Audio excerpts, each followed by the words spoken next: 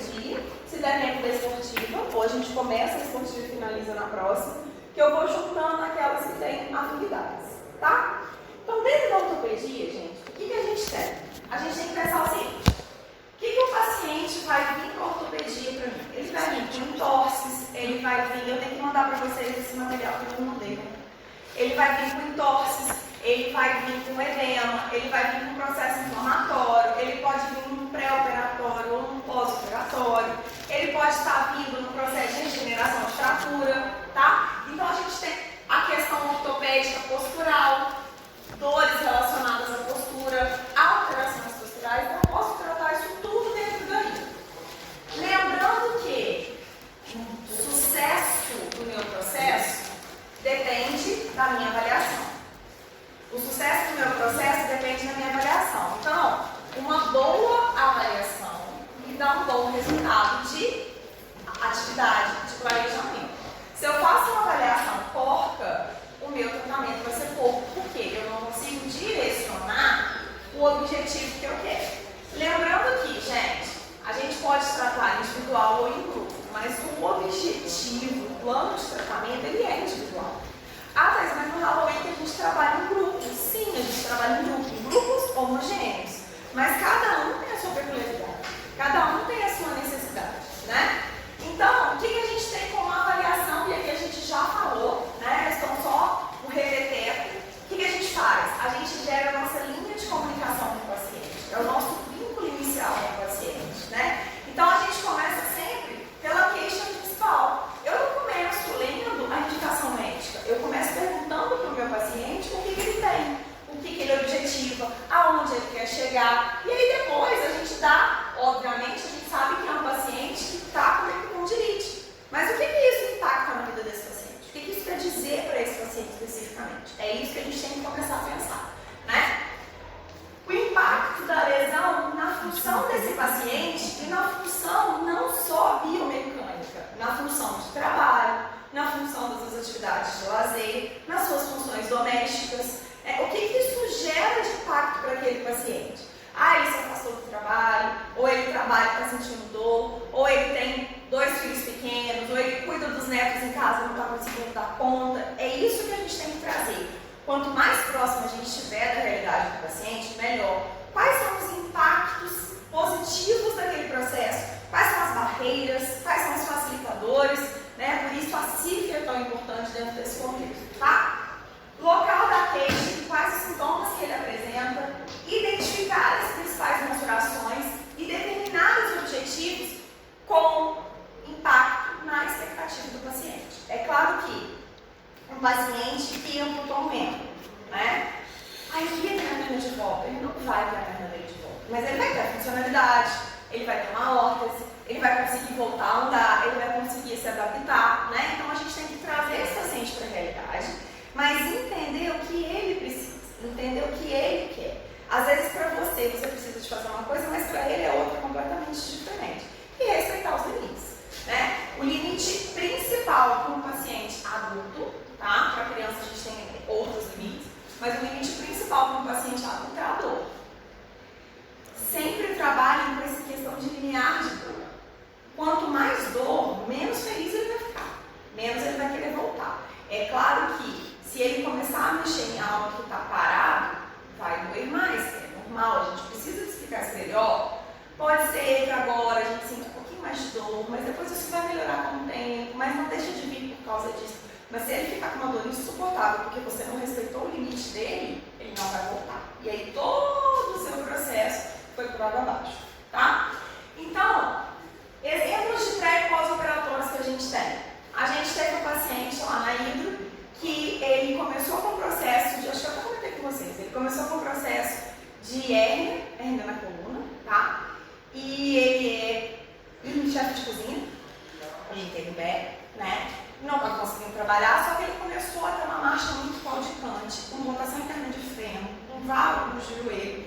E a gente começou a achar aquilo muito estranho. Reencaminhamos para o ortopedista avaliar, e na verdade ele estava com uma necessidade de colocar uma prótese na cabeça de fêmur, porque ele teve um processo de degeneração na cabeça do fêmur, 42 anos, novo, né? Então o que a gente fez? A gente preparou ele para a cirurgia, Então, trabalhou musculatura, mobilidade, amplitude, para que ele conseguisse ir para a cirurgia. Ele foi para a cirurgia e ainda não voltou para ido, né? Porque nem todo paciente que vai também necessita de voltar. Às vezes, o processo de reabilitação é só, né, fora da água mesmo. Mas se ele voltar, o que a gente vai fazer? A gente vai ver o que ele perdeu de mobilidade, o que ele perdeu de amplitude de movimento, o que ele espera que ele conseguir ficar de pé de novo, né, sem dor, sem desconforto, para que a gente consiga tratar esse paciente.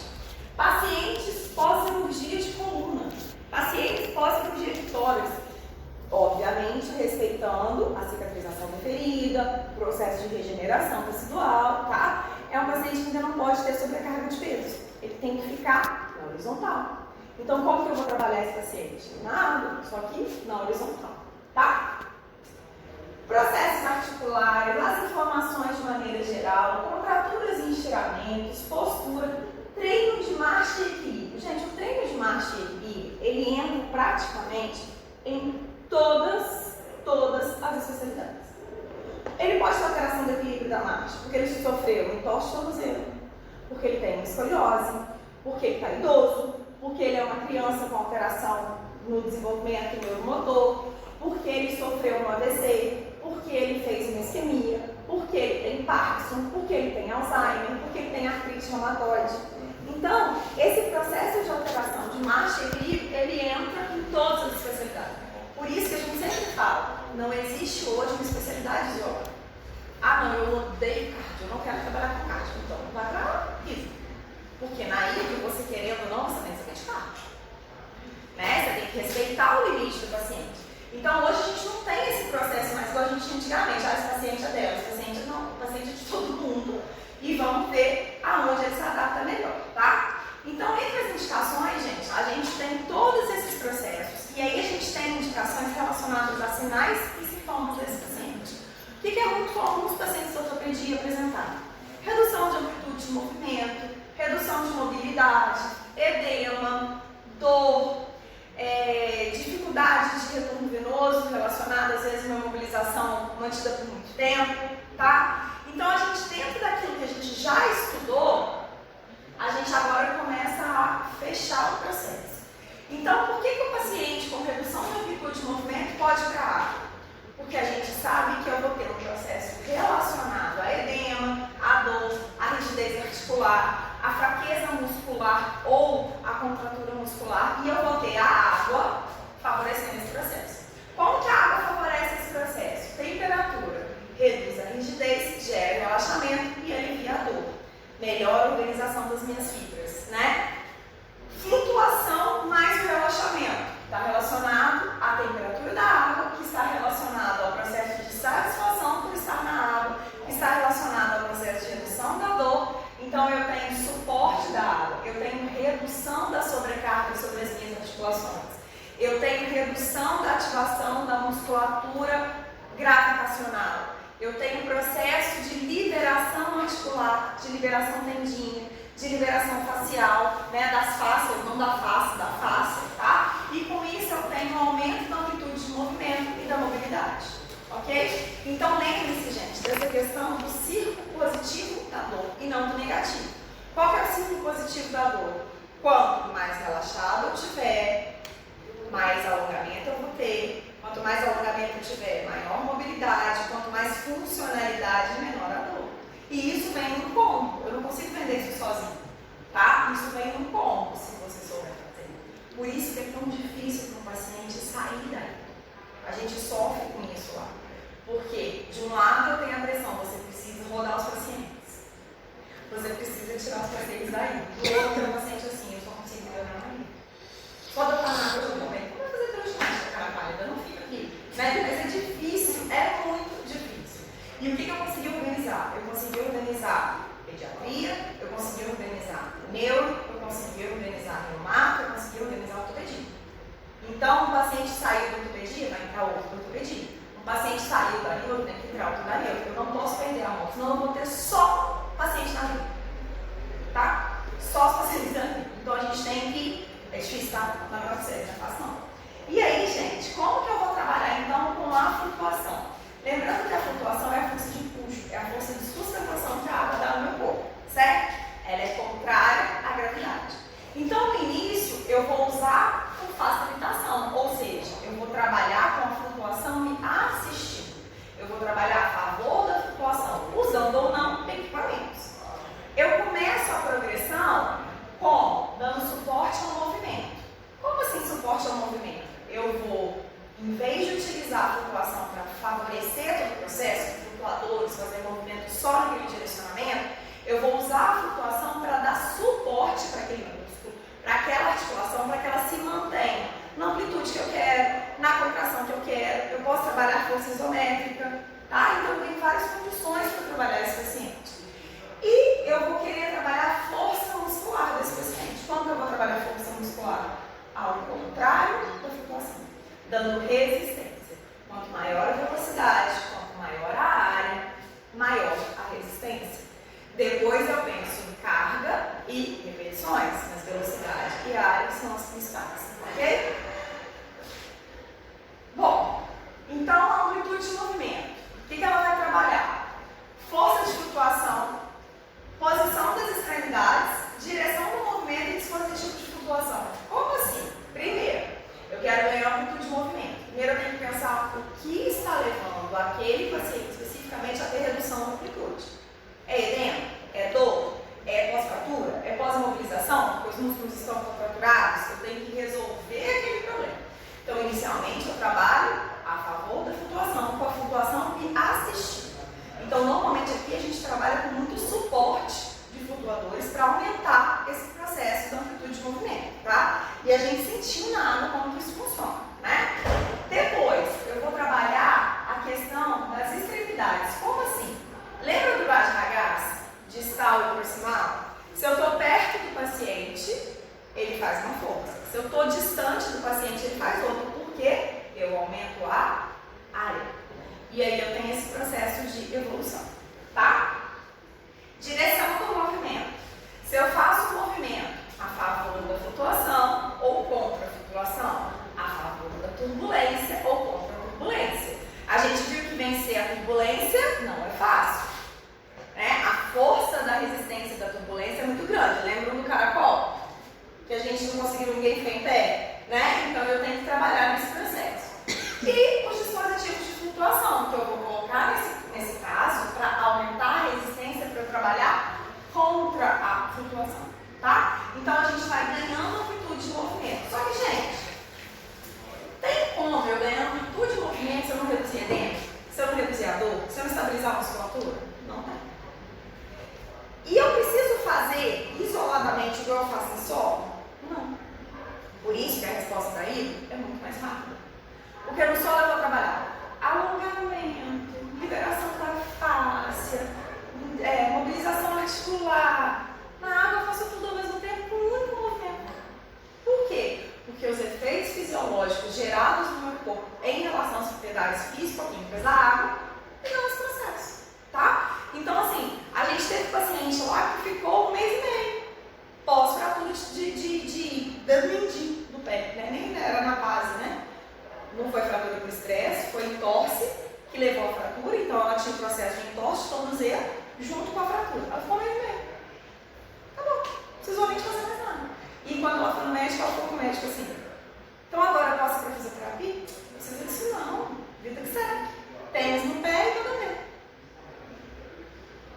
Paciente que eu estou atendendo em casa, entorse de tornozelo com fratura por avulsão. É quase uma luxação, né? Fisioterapia não. 72 anos. Como assim não precisa de fisioterapia, cara? Aí eu até falei: será que é o mesmo médico? Mas não é. Mas os dois são velhos. Então, né? Porque hoje, gente, os profissionais novos, tá? Os profissionais novos, eles não trabalham sozinhos. Estava ouvindo vocês verem que agora tem Suprema na cidade.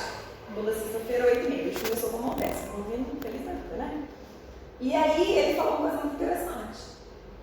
A engrenagem não funciona com uma peça só. A gente precisa de todas as peças para funcionar. Então, o médico não trabalha sozinho. Ele precisa de todo mundo. E ele é o último a se ativar. Vindo dele, para mim, isso, numa rádio, é top. Difusão, né? Porque é isso. A gente precisa de todo mundo atuando junto, tá? Então a gente não consegue. A gente precisa dos médicos? Precisa sim. A gente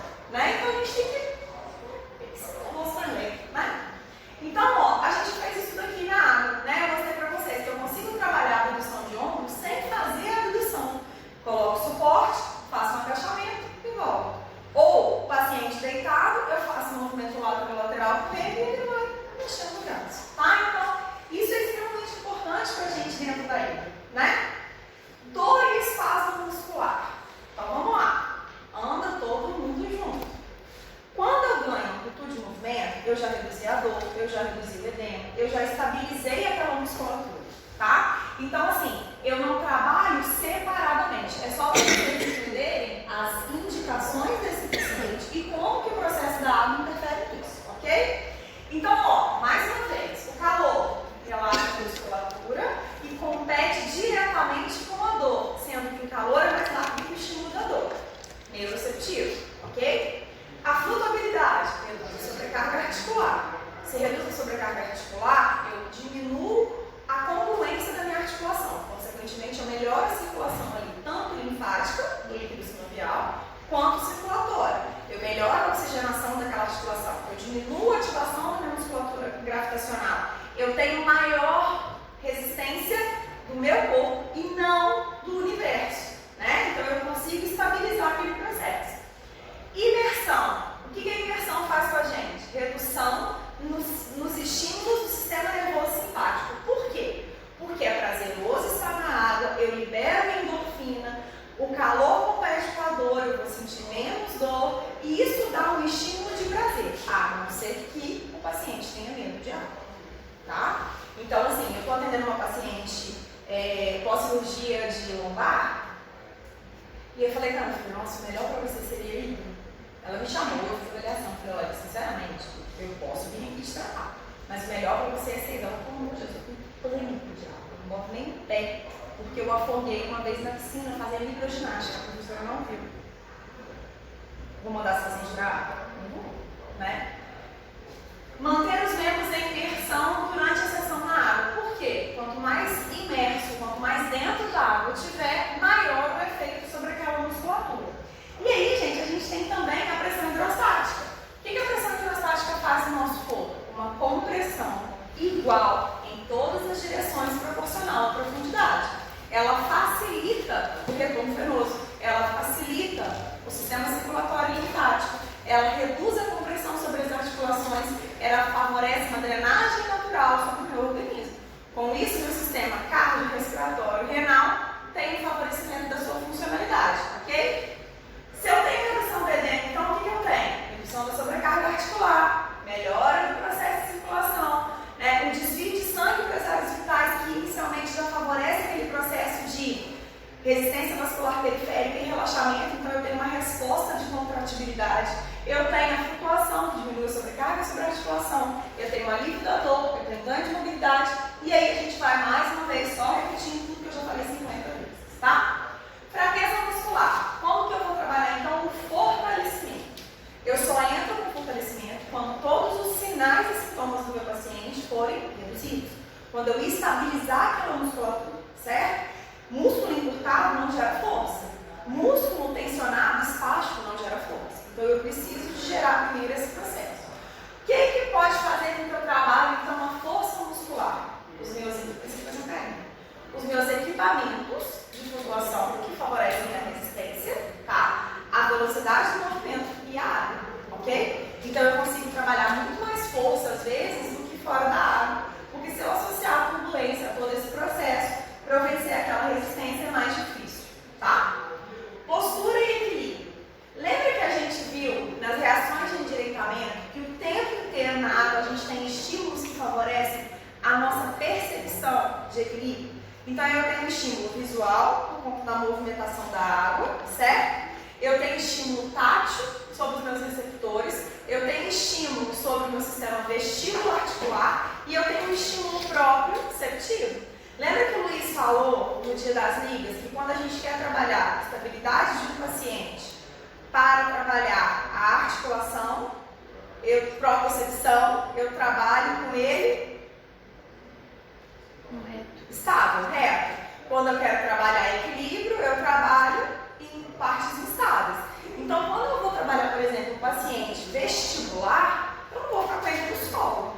Mas quando eu trabalho um paciente de ortopedia, eu tenho que fazer as duas fases. Eu começo no solo e depois eu vou para o instável, porque ele precisa das duas respostas, certo? Ele precisa das duas percepções, tá? Então, a gente tem vários estímulos aqui que favorecem o nosso processo. E eu posso usar os meus estímulos de equilíbrio dentro da água do mesmo jeito que eu uso fora dela. Ficar aqui assim é uma coisa. Ficar assim na água com a água em movimento, vocês viram, né? Quem que faz a voar? Pois é.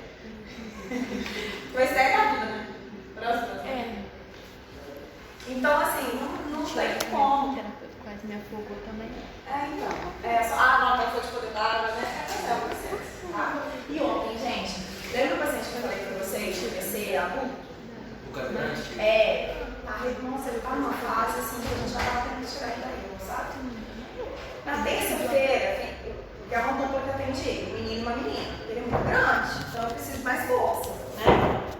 Aí o menino não foi só a menina, ele foi entrar na área, gente, ele se jogou em cima dela, quase ficou os dois pra dentro dela já.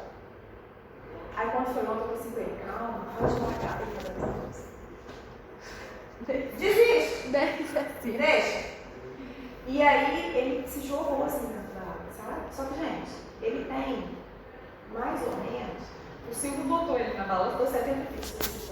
Mas ele deve ter 140, 70, ele não tem nem aqui nem aqui. Né? Porque eles estavam suportando muito peso da frente. Ele consegue ter. Ele deve ter uma média ali de 100 a 110 quilos. E ele é alto. Então você pensa, a velocidade com que ele entrou, você viu que vocês treinando, vocês quase se afogaram. Né? Então, assim, progressão dos meus exercícios.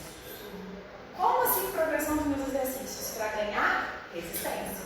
Né? Então eu começo no ritmo do paciente, na quantidade que ele realiza, na velocidade que ele tem, na amplitude que ele está. E vou aumentando. Ganhei velocidade, eu vou aumentar a área. Por quê? Porque eu tenho que aumentar o processo.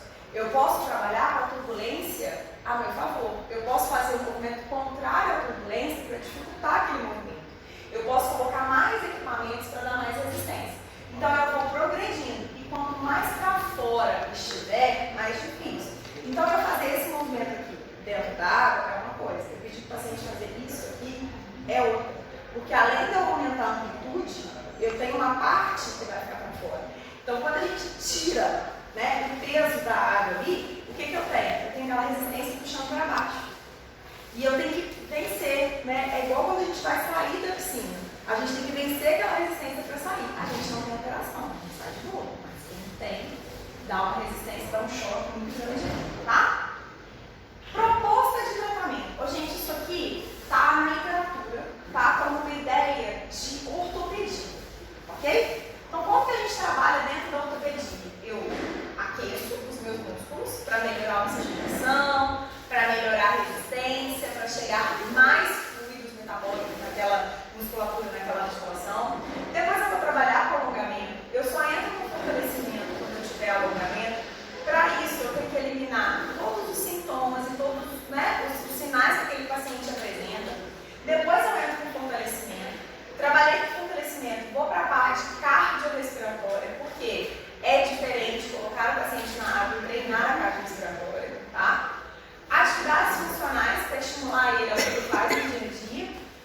Direcionamento, né, de resfriamento, ou seja, eu vou gerando um relaxamento, tá? Então isso está dentro do processo de tratamento. Essa atividade funcional, na ortopedia, ela vem aqui. Na neuro, ela vem aqui, tá? Então tudo depende do... É assim, ó, deixa eu te mostrar, na delicadeza, entendeu? É no carinho. Antigamente eu falava assim, entra. Aí uma aluna falou assim, quero que eu aqui entrar um trem com mim aí. Eu falei, não entra mais, vai embora, não quero mais, vai já. Né?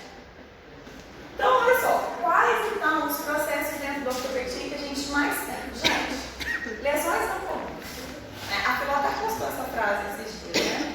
Que no mundo alguém está tendo dor nas costas, teve dor nas costas ou vai ter dor nas costas. Eu estou no processo que eu estou tendo dor nas costas, né?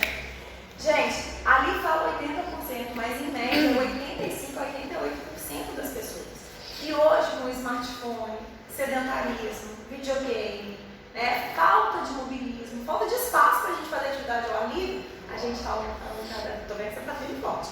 A gente tem que aumentar cada vez mais esse processo, né? Então, o que acontece? Hoje, a gente sente uma dor nas costas, está tudo bem, obrigada, passa, melhora. 40, piora mais um bocadinho. 50, piora 60, você não. Essa paciente que eu estou atendendo em casa, ela foi para a cirurgia de coluna por conta de uma diferença de membro materno. Ela tem 1 centímetro preciso de diferença.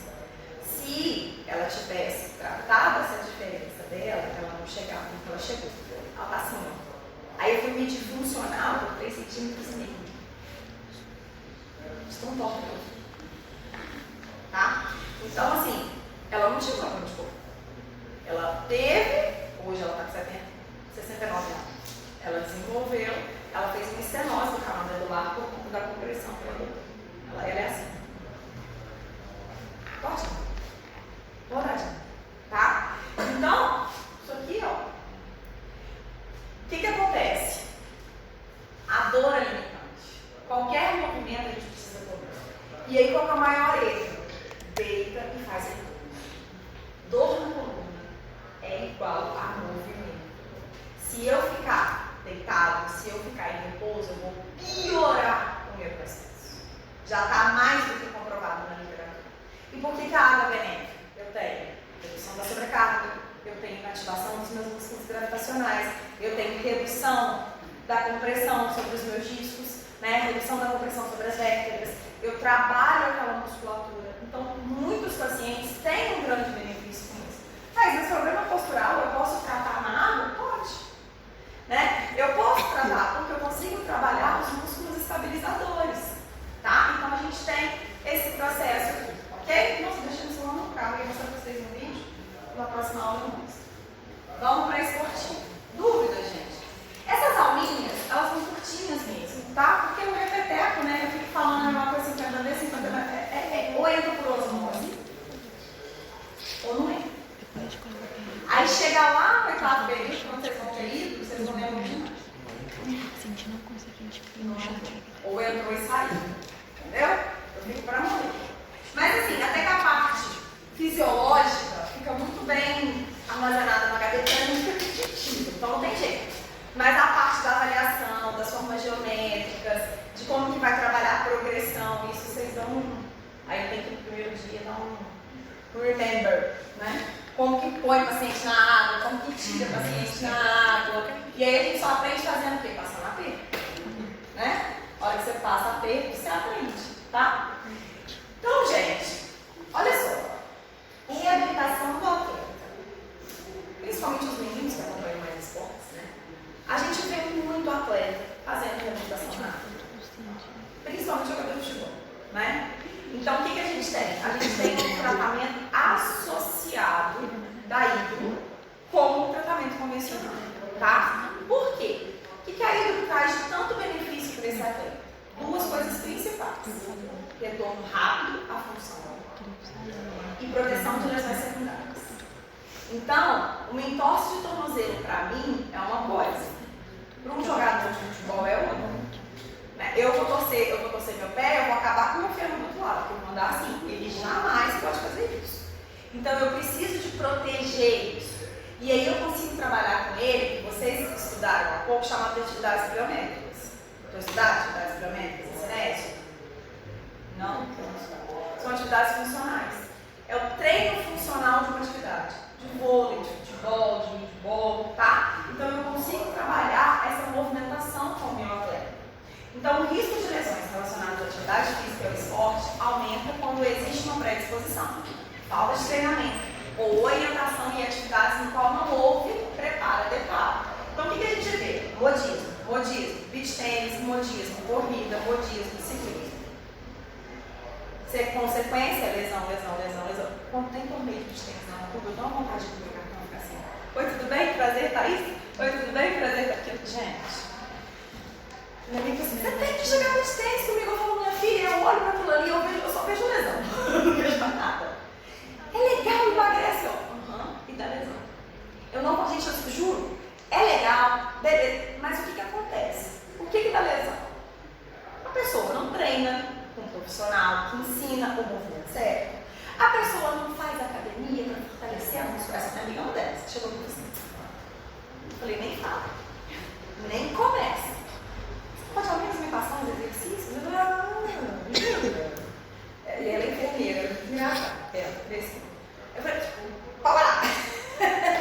Então, assim, atividades de explosão, atividades que requerem impacto, você precisa. Por que atleta, jogador de futebol, jogador de vôlei, eles fazem musculação? E por que a gente fortalece? Para prevenir, para proteger. E por que esse povo acha que andar de bicicleta, correr, fazer beach tênis não existe por exemplo? Pandemia virou moda, né? Hoje o que eu vi de gente com problema no punho, no joelho, no ombro, não é? Membro superior, o marido dessa tá acima do peso, não praticava atividade física e começou a andar de bike. Falei,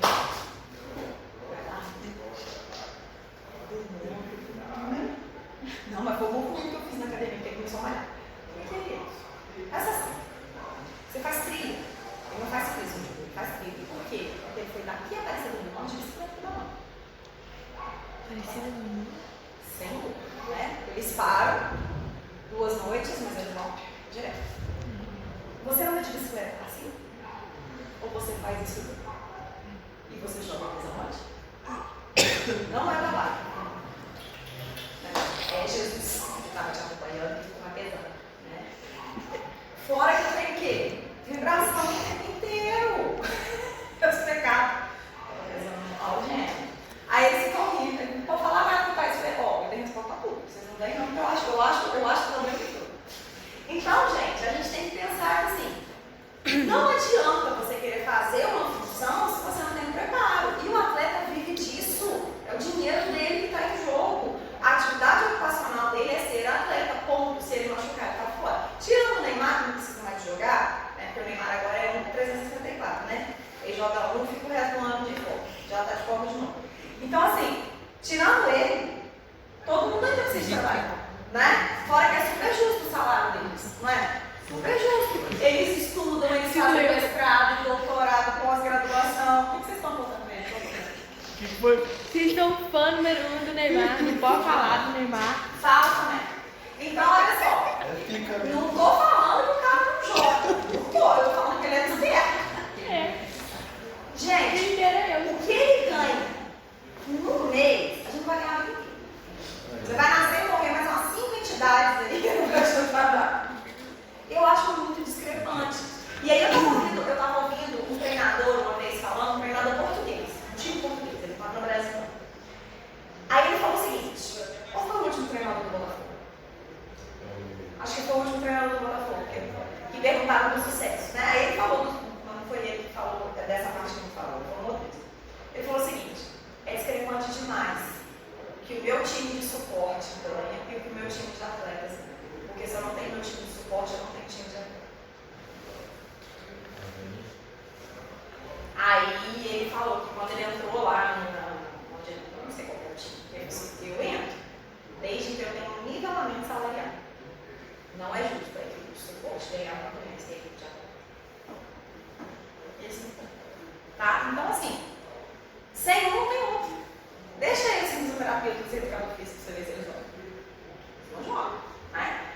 Então, ó, o que é tão importante então? Retorno do atleta mais rápido. A piscina recebe o atleta e ajuda a praticar as atividades funcionais e fortalecimento muscular. Isso favorece o meu trabalho cardiorrespiratório. Ele não pode perder condicionamento. Ele não pode pegar a gente, fica 2 meses sem correr, vai correr 3 minutos, tá? Não pode. Ele precisa daquele dinamismo, né? E eu consigo antecipar os meus movimentos que eu quero fazer para esse atleta. Então, se ele joga futebol, eu consigo fazer treino com ele ali, ó, tranquilamente. Mas fora da área, talvez eu não consiga, porque eu tenho uma chance de lesão secundária. Tá? Então, é muito comum, ok? Quais os tipos de lesões que eu vou ter nesses atletas? Vai depender do tipo de atividade, da modalidade que ele vai fazer, certo? Então, dependendo da modalidade esportiva que ele vai ter um tipo de lesão. Só que a maior parte vai estar no joelho, né? Porque é onde eu tenho a questão dos impactos, tá? Seguida ali da coluna de maneira geral, ok? Aí a gente vai somar todo o processo, tá? Pode ter lesão em membro superior? Pode ter lesão em punho? Pode, mas tudo vai depender do que ele tem. E aí, gente, a gente tem 2 processos de lesão para o atleta. O processo intrínseco e o processo extrínseco. Como assim? Intrínseco está relacionado à predisposição, está relacionada a lesões antecedentes, está relacionada a algum processo dele de falta de estabilidade, falta de treinamento, tá? E o externo? O que eu tenho externo? Eu tenho o tipo de atividade que ele faz, o tipo de solo que ele faz a atividade dele, se tem contato físico direto, se tem impacto, se ele salta, se ele corre, se ele faz impacto de movimento articular, ok? Então eu tenho 2 fatores aqui que podem estar relacionados ao processo lesivo da lesão. Os intrínsecos são os menores, os extrínsecos são os maiores. Esses aqui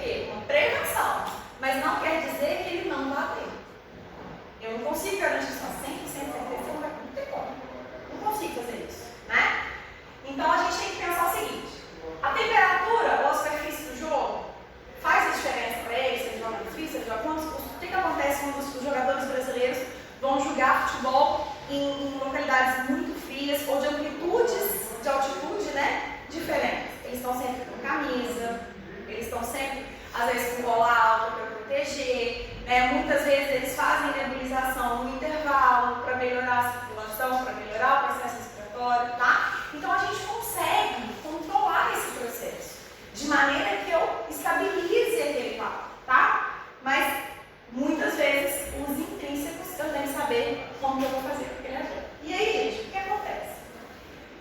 Em torno de 90% das lesões acometem membros inferiores nos atletas. Por quê? Quase todas as atividades têm impacto e rotação de extremidades inferiores, tá? Mas na natação não tem lesão. Tem sim. Então, gente, primeira coisa, qualquer atividade física, qualquer treino feito sem orientação, dá ruim. Para isso existem profissionais. Eu não vou dar aula de balé. Eu entendo tudo de corpo em movimento, mas você tem que saber. Tá? Então eu tenho que saber os meus limites. Né? Assim como eu não sei mais nada de UTI. Ah, mas você já estudou? Já estudei. Você sentar tudo agora. Tá aí na UTI hoje, vai morrer próximo. Né? Então eu tenho que saber. Eu tenho que respeitar isso. Então se eu quero jogar beach tênis, ótimo. Mas vai procurar uma aula de beach tênis. Vai fazer com o professor de educação física. Vai fazer um fortalecimento na academia. Vai prevenir, porque você não é atleta, você não vive disso. Se você se lesionar, você vai parar de trabalhar. Se você parar de trabalhar, você vai pedir para jogar beach tênis, né? Então a gente tem que associar, tá? O meio aquático trabalha a prevenção de lesão, início imediato da reabilitação e redução do tempo de recuperação. Então, gente, essa é a chave da hidroterapia para os atletas. Isso eu trabalho a prevenção de lesão secundária. Eu trabalho a estabilização daquela musculatura por conta dos efeitos fisiológicos da imersão. Trabalho ele imediatamente, eu não preciso esperar para trabalhar força, esperar para trabalhar amplitude de movimento. E o tempo dele de adaptação em corpo. Quase todos os grandes CTs têm uma piscina. Tá? Quase todos. Porque a gente trabalha em associação com o solo, com a hidro. E muitos deles, gente, usam a hidro para trabalhar atividade de prevenção mesmo, tá? Para proteger a articulação, para melhorar, né, a oxigenação da musculatura, tá? Se está próximo de competições ou os intervalos são pequenos, eles usam muita água para esse processo de respiração. Eu consigo trabalhar, ó, a água para estímulo atleta de corrida. Eu aumento o jato, aumento a turbulência, aumento a resistência. E eu consigo dar para ele mais dinamismo, mais resistência cardiovascular, mais resposta muscular para aquela articulação, tá? Então eu tenho grande liberdade de movimentos, eu trabalho grandes grupamentos musculares e articulares em grandes amplitudes, eu não preciso focar só no bíceps, só no tríceps, tá? Só no quadríceps, eu trabalho tudo ao mesmo tempo, né? Reduz a sensibilidade de dor e sobrecarga articular e auxilia no trabalho de coordenação e equilíbrio, o que para o atleta é fundamental, ok? Reabilitação na água, então, para os atletas. Diminuição de estresse articular, redução de dor e espasmo, melhora na circulação, retorno rápido ao treino. Vocês estão vendo que é tudo repetitivo, né?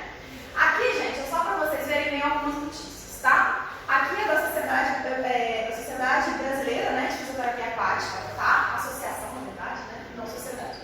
E aí, olha só o que eles trazem. A fisioterapia aquática vem sendo empregada em diversos atletas com os mesmos objetivos e recomendações citadas anteriormente, como melhora do suporte de peso, flexibilidade, força, resistência, potência. Por que melhora a potência? Eu melhoro a relação alongamento e força. Quanto maior a atividade explosiva, maior a minha potência. Equilíbrio da musculatura, coordenação motora, melhora da respiração, concentração psicomotora, melhora do controle motor, equilíbrio, tônus, relaxamento físico-mental, redução de edemas e facilitação do marcha. Aí do maravilhoso. Aí do maravilhoso. Vem cá, tá? Então, gente, olha só. O que eu tenho que pensar? Eu tenho que pensar o seguinte: diagnóstico. O diagnóstico vai me falar o seguinte: a avaliação, né? Diagnóstico cinético funcional, tá? Diagnóstico fisioterapêutico. O processo de lesão dele é extrínseco ou intrínseco? É primário ou secundário?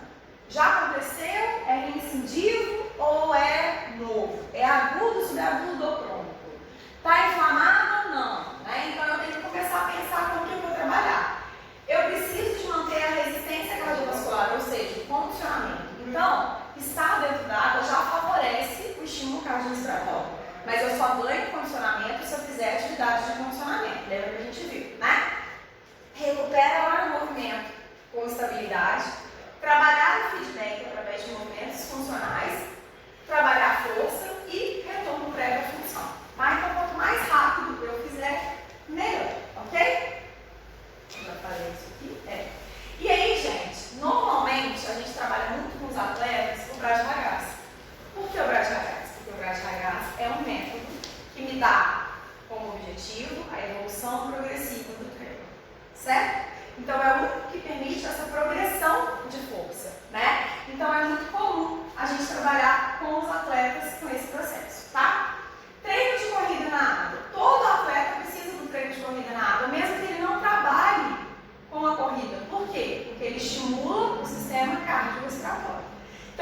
pode fazer uma piscina mais funda, uso de flutuadores para o paciente ficar, né, mais submerso, e eu tenho resistência, então eu vou trabalhar esse movimento com ele. É assim que se treina para ir para a lua, né? É assim que eles treinam esse processo de caminhar sem a gravidade, só que eles colocam muito peso, tá? Para aumentar essa força para baixo, ok?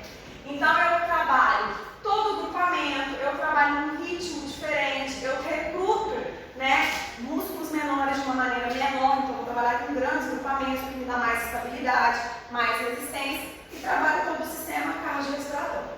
Olha o nosso amigo Luiz Gustavo e Marcelo, eu detesto esse Marcelo, não tem nada contra o Neymar, mas o Marcelo não vou pra caramba. Me pergunta por quê? Não sei. Não sei. Eu achei ele bom. Sei lá. Eu devo ter visto alguma entrevista dele que eu não curti. Tomei ranço. Oi? Ele é um cara, né? Fisioterapia aquática, a primeira etapa de patrocínio e tratamento de lesões. O que ele está fazendo ali? Grade da casa. Só que assim, tá errado ele disse que é um fisioterapeuta que não nasceu. Acho que meu moço também é esse. Né? Então, ó, isso é dentro do CT, tá vendo? Exercício na água tem efeito similar ao treinamento realizado no solo. Para a recuperação de lesões no pé, tornozelo, joelho, quadril, especialistas recomendam o trabalho da hidroterapia aos atletas. Tá? Então, essa regeneração é rápida. E aqui a gente tem uma grande controvérsia, né? Banho de imersão em gelo pós-atividade explosiva. É bom ou não é? Ô, gente, isso dá pano a mão. Né? O que já se sabe? O que já tem comprovado? Redução da dor, melhora da fadiga e melhor desempenho no dia seguinte. O que ainda se discute muito? Como que se diminui essa inflamação muscular? Como que melhora o controle da postura e como que melhora o recrutamento muscular, tá? Eu não sei se vocês viram, quando o Marcos Mion estava fazendo o preparo para ele fazer o filme MMA, ele fazia imersão em gelo. Vocês chegaram a acompanhar esse processo? Aí, porque tem uma cena do filme que ele faz a imersão, então ele precisava, e ele estava treinando muito a musculatura. Então, a ideia dele era todo esse processo de preparar a musculatura, melhorar a oxigenação e prevenir lesões. Então, no início, e assim, ele ficava até aqui, assim, ó, com água e gelo. A temperatura ficava em menos 5, menos 6, que ele falava, tá? Primeiro dia ele entrou o pé, saiu, não ficou. Foi até que ele conseguiu ficar 5 minutos. E depois daqueles 5 minutos ele foi ganhando. E ele falou que ele nunca mais largou aquilo na vida.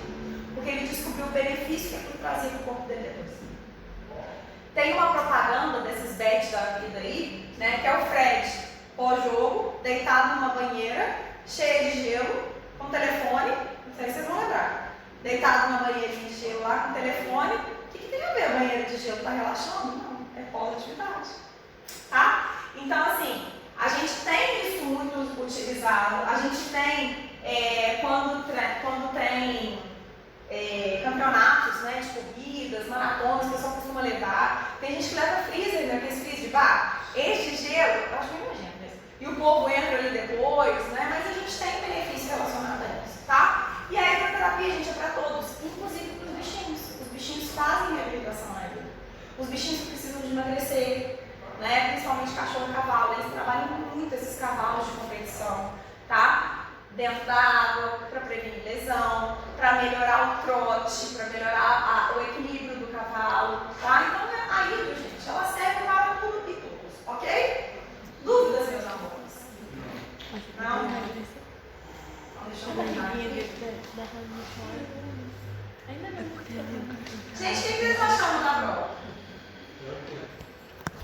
Vamos só um beijo, meu barulho. Bom sinal.